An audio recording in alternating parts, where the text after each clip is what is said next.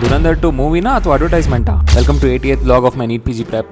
ಅಡ್ವರ್ಟೈಸ್ಮೆಂಟೋ ಇಲ್ವೋ ಒಟ್ನಲ್ಲಿ ಪಾಕಿಸ್ತಾನ ಅವರು ಈ ಫಿಲಮ್ ನೋಡಿ ಬರ್ನಾಲ್ ಇಲ್ಲದೆ ಕೂತ್ಕೊಳ್ಳಲ್ಲ. ಬಟ್ ನನಗೆ ಪಾರ್ಟ್ 2ಗಿಂತ ಪಾರ್ಟ್ 1 ಇಷ್ಟ ಆಯ್ತು. ಏನೋ ಗೊತ್ತಿಲ್ಲ, ಪರ್ಸನಲ್ ಒಪಿನಿಯನ್. ಎಲ್ಲ ಕಡೆ ಏನ್ ಜಗಳ ಹೇಳಿ, ಬಿಜೆಪಿ ಪ್ರೊಪಗಾಂಡಾ ಅಂತ ಒಬ್ರು, ಪ್ರೊಪಗಾಂಡಾ ಅನ್ನೋರು ಆಂಟಿ ನ್ಯಾಷನಲಿಸ್ಟ್ ಅಂತ ಇನ್ನೊಬ್ರು. ನನ್ನೊಂದೇ ಸಜೆಷನ್, ಫಿಲಮ್ ತರ ತಗೊಂಡು ವಾಪಸ್ ರಿಯಾಲಿಟಿಗೆ ಬಂದ್ರೆ ಎಲ್ಲರಿಗೂ ಒಳ್ಳೇದು. ಆದ್ರೆ ಇದು ಯಾರ ಕೈಲೂ ಸಾಧ್ಯ ಇಲ್ವೇ? ಎಲ್ಲರ ಪೊಲಿಟಿಕಲ್ ವ್ಯೂಸ್ ಬೇರೆ ಬೇರೆ, ಎಲ್ಲರ ರೋಲ್ ಮಾಡೆಲ್ಸ್ ಬೇರೆ, ಎಲ್ಲರ ಥಿಂಕಿಂಗ್ ಬೇರೆ. ಕಾಂಗ್ರೆಸ್ ಸಪೋರ್ಟ್ ಮಾಡೋನ್ಗೆ ಬಿಜೆಪಿ ವಿರುದ್ಧ ರೀಲ್ಸ್ ಬರುತ್ತೆ, ಬಿಜೆಪಿ ಸಪೋರ್ಟ್ ಮಾಡೋನ್ಗೆ ಕಾಂಗ್ರೆಸ್ ವಿರುದ್ಧ ರೀಲ್ಸ್ ಬರುತ್ತೆ.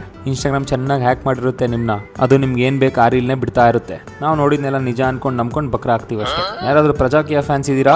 Basically as an Indian citizen with my right to vote, ನನ್ನ ಡ್ಯೂಟಿ ಏನಂದ್ರೆ ನಾನಿರೋ ಜಾಗಕ್ಕೆ ಸರಿಯಾದ ಲೀಡರ್ನ ನಾನು ಎಲೆಕ್ಟ್ ಮಾಡೋದು. ಆ ಲೀಡರ್ ಚೆನ್ನಾಗಿ ಸ್ಪಂದಿಸಬೇಕು, ಚೆನ್ನಾಗಿ ಕೆಲಸ ಮಾಡಬೇಕು, ಚೆನ್ನಾಗಿ ನಡ್ಕೋಬೇಕು, ಮತ್ತೆ ಮೇಯ್ನ್ ಆಗಿ ಮೋಸ ಮಾಡಬಾರ್ದು.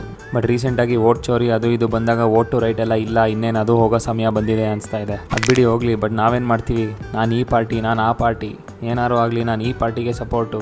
ಇದನ್ನೇ ದಡ್ತನ ಅನ್ನೋದು. ಇಲ್ಲಿ ರೀಲ್ಸಲ್ಲಿ ಕಾಂಟ್ರವರ್ಸಿ ನೋಡ್ತೀರಾ, ಅಲ್ಲಿ ಮೇನ್ ಲೀಡರ್ಸ್ ಎಲ್ಲ ಬೆಸ್ಟೀಸು, ನಾವುಗಳೇ ಇಲ್ಲಿ ಕಿತ್ತಾಡೋದು. ಸೊ ನನ್ನ ಆಸೆ ಇಷ್ಟೇ, ನಾವೆಲ್ಲ ಯೂತ್ಸು, ಎಜುಕೇಟೆಡು, ಎಮೋಷ್ನಲಿ ಇನ್ವಾಲ್ವ್ ಆಗದೆ ಯಾರು ಚೆನ್ನಾಗಿ ಕೆಲಸ ಮಾಡ್ತಾರೋ, ನಾನು ಮುಂಚೆನೇ ಹೇಳಿದ ಕ್ವಾಲಿಟೀಸ್ ಇರುತ್ತೋ ಅವ್ರನ್ನ ಎಲೆಕ್ಟ್ ಮಾಡಿದರೆ ಎಲ್ಲ ಚೆನ್ನಾಗುತ್ತೆ.